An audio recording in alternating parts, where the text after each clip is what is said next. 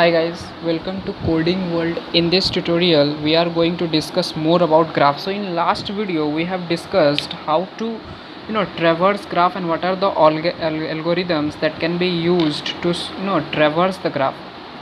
So in this particular video I will extend more about this. So we can store a graph in four formats. First format is edge list, two is implicit graph, and third one is adjacency list, and fourth one is adjacency matrix format. We can also store the graph.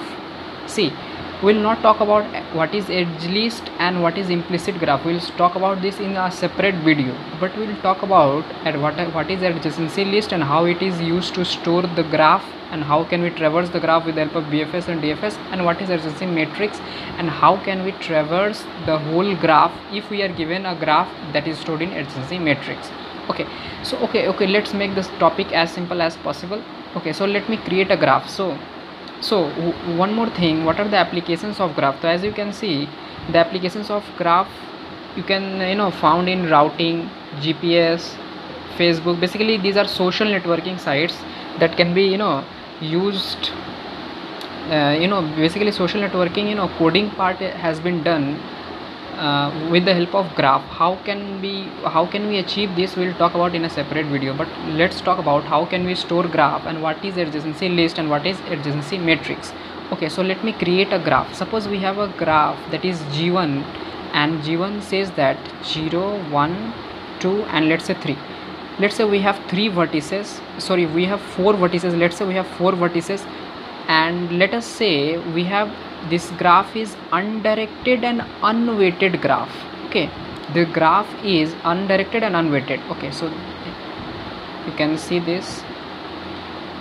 Okay, and say from 0 to 3 we have also a direct test. Say from 0 to, basically these are nodes. Yeah, you can say these are vertices. From 0 node we can go to node 1, from node 1 we can go to node 3, from 0 we can directly go to node 3. Okay, suppose if the distance between them is suppose 2 kilometer, and the distance between 1 to node 3 is distance 5 kilometer, and from 0 to 3 say we have a distance of 3 kilometers. So why will you go from 0 to 1 and then from 1 to 3?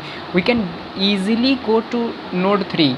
Okay, but as our graph is undirected and unweighted, so let's forget about it. But you can you can imagine how why will you go from node 1 to node 0 to node 1 and then from node 1 to node 3. We can easily have a minimum distance from 0 to 3. So these kind of algorithms can be used in GPS to find out the shortest path between two cities.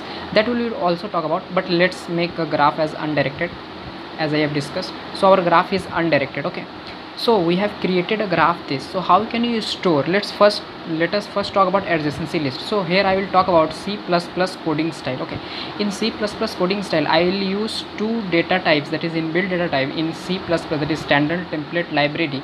The first one is adjacency list. Okay, basically list is a doubly linked list already available in C++ standard template library. And let's say how can you do this? Say we have 4 nodes, 0 1 2 and we have 3, but let us talk about 0 node is connected to 1. Okay, 1. 0 is also connected to 2. 0 is also connected to 3. Now let's talk about 1 is connected to 0 2 3. It is also connected 0 2 and 3. Similarly 2 is also connected to 1 0 and 3. 1 0 and 3, and 3 is also connected to 0 1 and 2. 0 1 and 2. So you can say this 0 is nothing but this is L of 0, this is nothing but L of I. What is L? Adjacency list. What is adjacency list? Basically this is a list of array. Yeah, basically you can say at 0th index we have an array. Basically it is a list of array. You can imagine like this. Okay, this is 1, this is L of 2 and this is L of 3. So basically this is the adjacency list.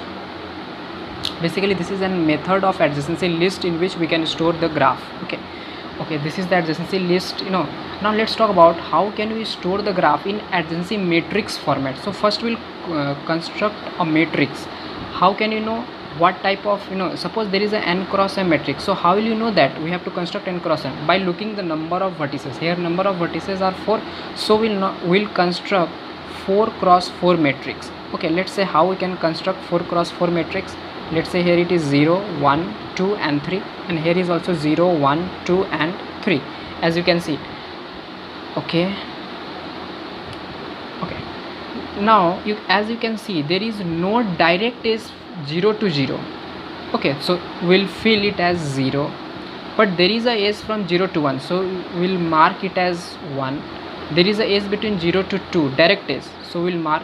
And there is a edge between 0 to 3. 0 to 3, yeah, it is correct. Similarly, from 1 to 1 there is no direct edge, but from 1 to 0, 1 to 2 and 1 to 3 we have edge, so it will be 1, it will be 0, it will be also be 1. From 2 to 2 there is no direct edge, so it should be 1, and it should be 0, it should be 1. Similarly, you can check for this, it should be 0 because there is no direct edge between 3 to 3. What you can observe here, that all the diagonal entries are 0. Okay, so not always it might be the case. Okay, let me change the graph. Okay, suppose there is an edge between 1 to 1, so now it should not be 0, it should be 1. So this is the way how you can store the graph in adjacency matrix format and adjacency list format. Okay, now in upcoming videos we'll discuss about how you can traverse the graph with the help of BFS and DFS. We'll talk about first these two. We'll dry run this in C++. I will code this, and I will show you how to dry run this algorithm in C++ format. Okay, so stay tuned.